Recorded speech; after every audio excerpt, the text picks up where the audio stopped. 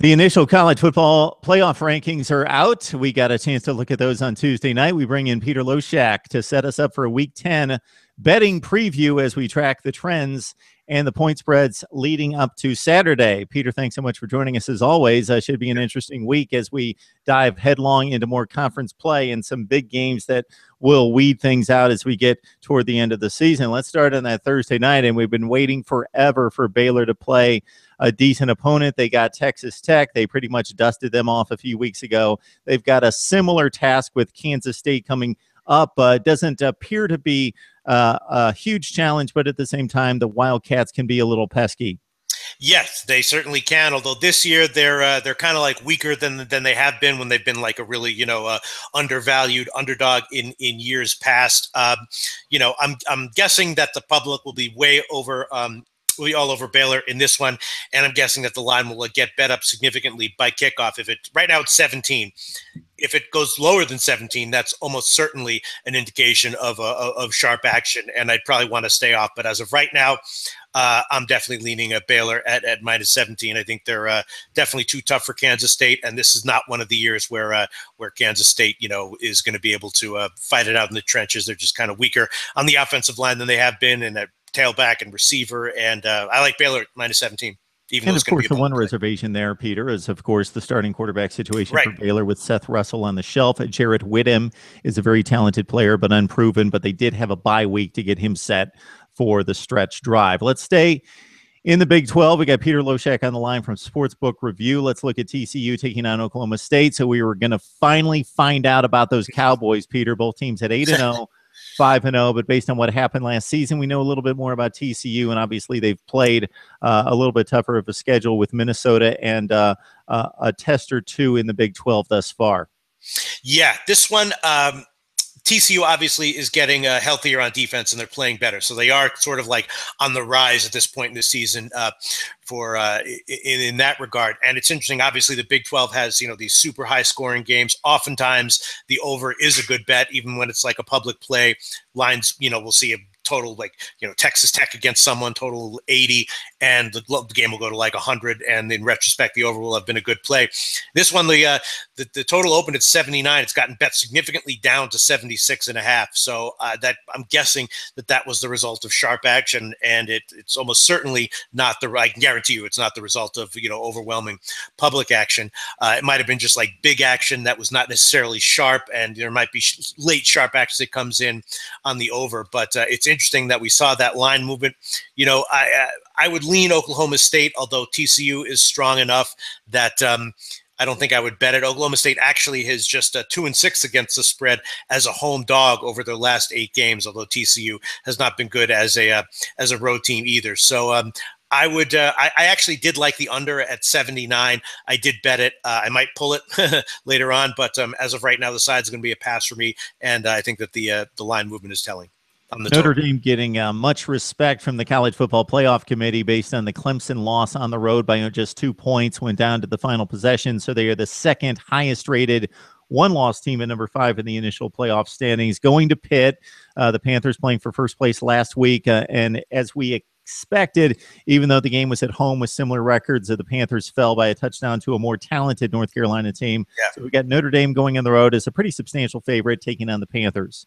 Yeah, right now it's 8.5 or 9, and that's up from 7.5. Obviously, Notre Dame is a far superior team, but these Pitt Notre Dame games are usually very, very close. In 2013, Pitt was a home dog of 4.5 points. They wound up winning outright, 28-21, right? And I think that I don't have the exact stat on me, but most of the games that they've played over the past bunch of years have been decided by a touchdown or less. So if I was going to bet the side, I would definitely take Pittsburgh. No way I'd bet Notre Dame. Although Notre Dame, they didn't cover against Temple. They got the win, but they had a lot of red zone turnovers. They could have easily covered that one if one of those red zone turnovers had turned into a touchdown instead of an interception, which is what it was. So Notre Dame is legitimately strong here. I actually took a shot with the under 53.5. It's still, 53.5 or 54 now market wide. I don't think it's massive value, but I think it's a modest value that I think is pretty solid. That was my play on this game. I did bet it. Okay, Peter, let's stay in the ACC. And this is one of those handful of games that we look to even in the offseason to say, hey, this is going to be one that's most likely going to decide a conference race. And so it's been in the last few years in the ACC. Clemson, Florida State. Florida State's had the upper hand. They've won these showdowns traditionally, won it in overtime in Tallahassee last year. But this time, Clemson at home appears to be the better team. Florida State, very capable, has some injury issues with Everett Golson and Dalvin Cook. So some uncertainty there for the Seminoles, and they're an underdog on the road. Yeah, Clemson is obviously no joke at 12. We'll see where this line closes. I'm sure that there's going to be big public action on Clemson on this one. Probably it'll be bet up to 14, and if no sharp action comes in on Florida State, could be bet up even higher. I certainly wouldn't want to bet against Clemson here. They do have some weak spots on defense, giving up the big play. And, with Golson out, obviously, or with Golson with the concussion, I'm assuming that Florida State's going to give a healthy number of snaps to McGuire. Florida State actually does have, they're developing a strength with the downfield passing attack, which does kind of fit into Clemson's weakness. Now, I don't think that's necessarily going to be enough to get Florida State, to make them likely to get a cover. I do think it's enough to get them some points, though. And this is another one I bet. I bet the over right now. It's a 55.5 or 56. Again, Clemson does have it's an awesome defense, an excellent defense, not without some vulnerabilities. I don't think it's any kind of lock by any means, but I think it's a decent percentage play. Take a shot with the over. Yeah, Florida State, it's hard to believe that the Seminoles are getting close to 2 touchdowns against anybody in the country, but that's there's reason for the situation based on being on the road, taking on the number 1 team, having injury issues. But I would not want to take Clemson to cover this game at this point, at first glance for me. All right, in the Big Ten, we've got Michigan State going to Nebraska. The Spartans, I'm a bit surprised at the spread being as close as it is. Right. Michigan State, obviously an undefeated team playing for a college football playoff berth. Nebraska played very close against decent competition early, and then they've kind of fallen apart in recent weeks. And the health of Tommy Armstrong in question at quarterback for Nebraska. Yeah, this game is just a judgment call because it is what it is on paper. Obviously, Nebraska is a complete mess, and Michigan State, in general, very impressive. I mean, they lost their first 6 games against the spread. They covered their last 2.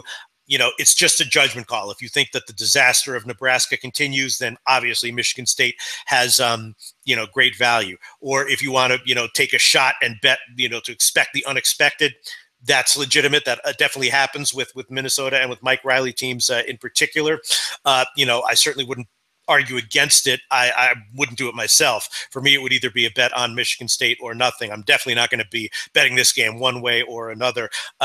Michigan State, Nebraska's covered 6 out of the last 7 spreads against Michigan State. They're 1-6 against the spread in their last 7 games against Nebraska. But, on paper, I don't think there's anything further, to look into underneath the lines than anyone sees, on the surface. Nebraska's a mess, and if it continues, then they'll lose and against spread easily. All sorts of storylines to track here in Columbus with Minnesota at Ohio State. First of all, you've got Cardell Jones, the original 2015 starter, back in the lineup based on the JT Barrett suspension.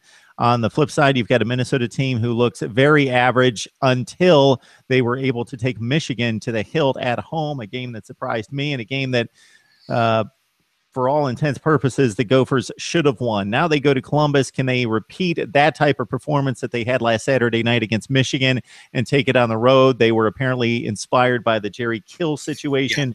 So Minnesota taking on the Buckeyes in Columbus.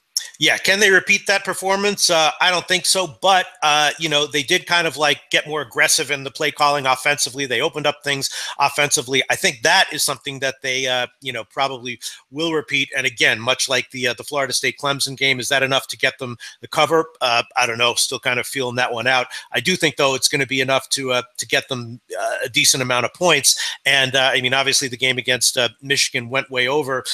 This one I bet the over when it was at 52. And now it's 53 or 53 and a half. Could easily see. Obviously Ohio State has an awesome defense, but so does Michigan, and we saw what Minnesota did there. And Jones probably we know what Urban Meyer likes to do. He can run up, loves to run up the score at times, and Jones probably feels like he has something to prove. I think the over 53 is a solid play, and I did bet that one at 52. Interesting game here, Peter. We saw last weekend where Temple took a shot against Notre Dame. Much respect to Temple. They didn't pull off the upset, but they looked very good. Memphis, another American Athletic Conference team, has already taken down Ole Miss. They take on Navy. Could be a trap game. Memphis has games against Temple and Houston, the two previously undefeated in regards to Temple, but an undefeated Houston team coming up. Have to face a Navy team whose only loss is against Notre Dame. Yeah, this one is just, again, a judgment call about matchups. Will Memphis be able to stop the triple option, and will Navy be able to stop Memphis's awesome offense? Navy couldn't stop Notre Dame, and that's the only quality offense that they played. They do have overall pretty good defensive statistics, but that's because they haven't played anyone legitimate except for Notre Dame, and Notre Dame, put up 450 yards against them. Memphis is probably going to have another good offensive day here. You could. A shot with the over might be worth a shot. Maybe Memphis team total over. I do think that Memphis is going to have a big offensive day here. They're going to be able to move the ball and score against Navy. If Navy can keep up with them, then probably they can cover. But it's a judgment call. As far as my personal opinion, I'm going to stay off this game. Kind of too many unknowns in terms of the matchups are concerned. But it's an interesting game, and I think it's just a judgment call in terms of the matchups. But I do think that that Navy's not going to be able to stop Memphis significantly on defense for sure. Peter, heading out to the Pac-12, we've got Utah, who Vegas doesn't seem to love in the bigger matchups. Huge underdog against Oregon. They win that game. Opening win against Michigan. They covered about a 4 or 5 point spread with a touchdown victory. USC, we saw what happened there, even though it didn't seem to make sense on the surface. Vegas knew its stuff in picking the Trojans to win it by 3. And USC won in a rout. Now Utah goes to Washington against a 4-4 team, and they're a pretty slim favorite here. Yeah, this one, I think Chris Peterson obviously has done a phenomenal job with Washington, getting a ton out of that. Out of that roster. I think that the spread is about dead on. I would not at all be surprised if Washington came away with the win, or if Utah went in and got the upset. I actually bet this one on the under 50 when it opened, and I talked to another professional handicapper that I know who's particularly good with totals and particularly good with college football totals, and he told me that he also really liked the under. He got 51. Now it's down to 47. I also previewed this game with another guy who at SBR, Troy West, and he also liked the under. And I don't think this is one of those situations where everyone likes a side, and it turns out that everyone is dead wrong. I think the under is a solid play. Even at 47, I bet it at 50, and we're going to see strong defenses and a lot of running. And I think the under is the way to go. I wouldn't touch the side. I think the side is accurate right now. Yeah, the clock should be running, and both teams have not been able to score against the good teams. All right, Peter, let's head out to the SEC. We've got a matchup that still is worth a ton to Ole Miss. If they win out, despite the LSU-Alabama matchup, Ole Miss goes to the SEC championship game. They were in a similar position last year, and then they wilted down the stretch against LSU and against this team, Arkansas. The Hogs beat them like 17-0, I believe. So anyway, Arkansas goes to Ole Miss to take on the Rebels. What do you see in this matchup? Well, this is a little bit tricky. Ole Miss, of course, in general, they haven't been a good bet recently. 2-4 against the spread over their last 6. But, their last game, they're playing better. They're getting healthier.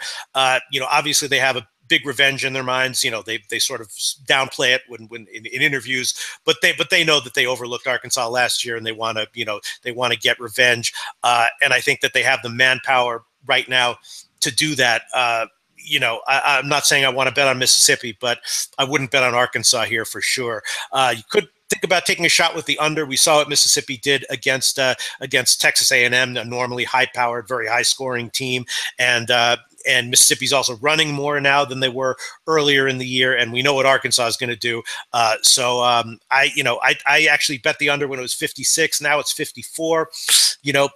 Could go over, but my lean would be to the under here. And my advice also, look, Arkansas could get an easy cover. It could go down to the wire, but I would be scared about that. If I had to make a bet here, it would be on Ole Miss, although I'm not going to make a bet on it, but that's what I would do if I had a free play. All right, Peter, here's the game of the week. Not necessarily the best play or the best matchup to target, and I think that's where people get confused. They seem to gravitate toward the big game just because it's a big game. That doesn't mean it's the best game to target as a play. LSU at Alabama. It's enormous. It's number 2 versus number 4, and two of the best teams in the country, no question. Yeah, obviously these games, the LSU Alabama matchups, tend to be very close. That doesn't mean I'd want to take LSU here. I think that again, I think that the best way is to go with the total right now. 47.5 or 48 is what I'm seeing market wide, and I would take a shot with the under there. Obviously, both teams have big strengths in the running games, but they also have great run stopping defenses, and I think that we're going to see a lot of running, and we're going to see a lot of strong defense against the run. Relatively few possessions and a relatively low scoring game. It's not always the case when LSU plays Alabama, but in this case, I think that it will be. Alabama, the reason I wouldn't take LSU is because Alabama really does have a big edge on special teams, and that, matters in games like these a lot. So, even though it should be a low scoring, close game, I wouldn't want to bet against Alabama, especially with the line now at -6.5. At 7, it might have been a little bit different, but I actually think the under at 47.5 or 48 is a decent play. All right. Excellent stuff from Peter Loshak of Sportsbook Review. Stakes are getting higher in college football as we hit November in week 10 with the playoff rankings on the line as well. Peter, thanks so much for the time. Thank you.